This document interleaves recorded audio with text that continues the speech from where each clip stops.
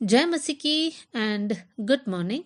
आज सुबह हमारे लिए प्रभु का वचन है उत्पत्ति 49 का 22, जेनेसिस चैप्टर 49 वर्स 22। मैं आपके लिए पढ़ना चाहती हूँ। यूसुफ फलवंत लता की एक शाखा है। वो सोते के पास लगी हुई फलवंत लता की एक शाखा है। उसकी डालियां भीत पर से चढ़कर फैल जाती हैं। मेरे प्रियो, एक ही आयत में 2 बार लिखा है कि यूसुफ फलवंत लता की एक शाखा है। मतलब यूसुफ का जीवन फलवंत था। हम सब यूसुफ के जीवन को जानते हैं। क्या यूसुफ का जीवन बचपन से ही फलवंत था? नहीं, ऐसा नहीं है। हम जानते हैं कि यूसुफ अपना पापा का लाडला बेटा था, लेकिन यूसुफ के भाई लोग उससे द्वेष करते थे। उसको बेच डाला। वो पोतीफर के घर में गुलाम होकर रहा। वहां पर कोई अपराध नहीं किया, लेकिन फिर भी जेल जाना पड़ा। जेल में भी यूसुफ दूसरों की मदद किया, लेकिन वो लोग यूसुफ की मदद नहीं की। ये सारी बातें यूसुफ के जीवन में हुआ। ये सब हम बोल सकते हैं एक छांटने की प्रक्रिया था। लेकिन सही समय पर परमेश्वर ने यूसुफ को आदर दिया, यूसुफ को उठाया। वो पूरे देश का अधिकारी बन गया। राजा के बाद अगला पदवी यूसुफ का था। फिर हम देख सकते हैं, जब परमेश्वर ने यूसुफ को आदर दिया, यूसुफ के कारण वो देश बच गया। यूसुफ के कारण वो देश के लोग अकाल से नहीं मरे। यूसुफ के कारण उसके भाई लोग भी अकाल से बचे। यूसुफ के कारण उसका पिता भी मरने से बच गया। मेरे प्रियो, यूसुफ का जीवन कितना धन्य था, कितना फलवंत था। हम लोग उत्पत्ति का किताब उसका 41 का 38 में इस प्रकार पढ़ते हैं। यहाँ पर फिरौन स्वयं कहता है, क्या हमको ऐसा पुरुष जिसका यह है कि जिसमें परमेश्वर की आत्मा रहता है मिल सकता है? मतलब यहाँ पर यूसुफ के बारे में स्वयं फिरौन गवाही दे रहा है कि यूसुफ के अंदर परमेश्वर का आत्मा रहता है। कौन गवाही दे रहा है? ऐसा एक इंसान जो परमेश्वर पर विश्वास नहीं करता, परमेश्वर को जानता ही नहीं है, वो यूसुफ को देखकर कहता है यूसुफ के अंदर परमेश्वर का आत्मा है। मेरे प्रियो, हमारा जीवन फलवंत कब बन सकता है?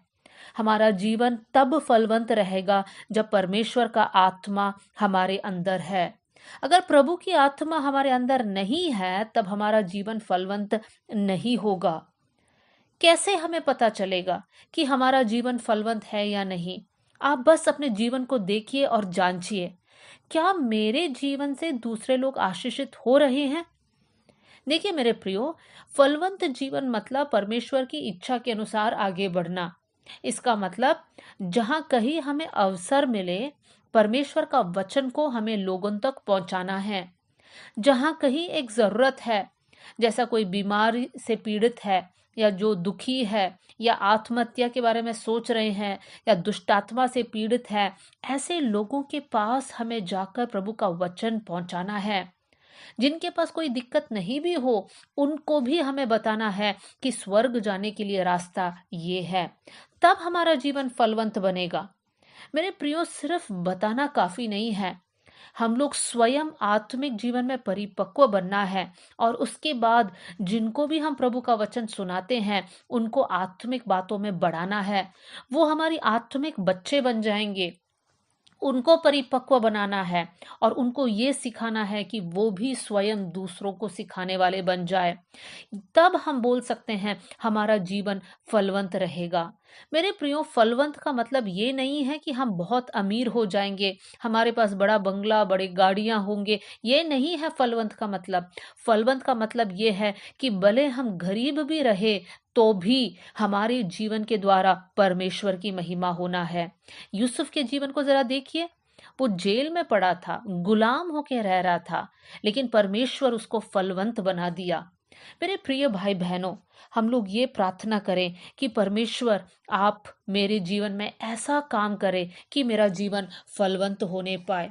फलवंत का मतलब ये भी है कि हमारे जीवन ऐसा रहे कि हम लोगों से कह पाए कि देखिए मेरे जीवन को देखिए और आप मेरे जीवन से सीख सकते हैं कि आप एक मसीही जीवन को कैसे जीना है। दूसरा कुरिन्थियों सॉरी पहला कुरिन्थियों 11वीं अध्याय और उसकी पहली आयत में पौलुस इस प्रकार कहता है, तुम मेरी सी चाल चलो जैसा मैं मसीह की सी चाल चलता हूं। पौलुस के पास ये हिम्मत था लोगों से कहने के लिए, मैं यीशु मसीह का चाल चलता हूं, इसलिए तुम मेरे जीवन को देखकर मेरे जैसे चलो। कितना फलवंत है मेरे प्रियो, जब हमारे अंदर वो कॉन्फिडेंस रहे कि हम लोगों से कहें कि देखिए मैं यीशु मसीह जैसा चाल को चलता हूं, आप लोग मुझे देखकर चल सकते हैं, तब हम बोल सकते हैं कि हमारा जीवन बहुतों के लिए एक आशीष का कारण होगा। बहुत से वक्त ऐसा होता है कि हम लोग दूसरों के लिए एक ठोकर बन जाते हैं। दूसरे हमको देखकर बोलते, प्रभु में रहकर भी इन लोग ऐसे ऐसे काम करते हैं। अगर लोग हमारे बारे में ऐसे बोलते हैं, हम दूसरों के लिए ठोकर का कारण है। मेरे प्रिय भाई बहनों, अपने आप को हम बदले और प्रभु से कहे, प्रभु तेरी आत्मा मेरे अंदर कार्य करने पाए। आइए हम लोग प्रार्थना करें। स्वर्गीय पिता, आज का वचन के लिए धन्यवाद। परमेश्वर, जैसा यूसुफ एक फलवंत लता का डाली था, वैसे ही प्रभु हमें भी, हमारे जीवन को भी आप ब्लेस कीजिए ताकि हमारा जीवन फलवंत रहे। प्रभु जी, प्रभु हम जहाँ कहीं जाए प्रभु जी, आपका ज्ञान का वो खुशबू हमारे द्वारा फैलने पाए। प्रभु जी, बहुत सारे लोग परमेश्वर वो सच्चाई को जान पाए कर मैं प्रार्थना करती हूँ। परमेश्वर, वचन सुनने वाले हर एक भाई और बहन के ऊपर आपका आशीष का हाथ होने पाए।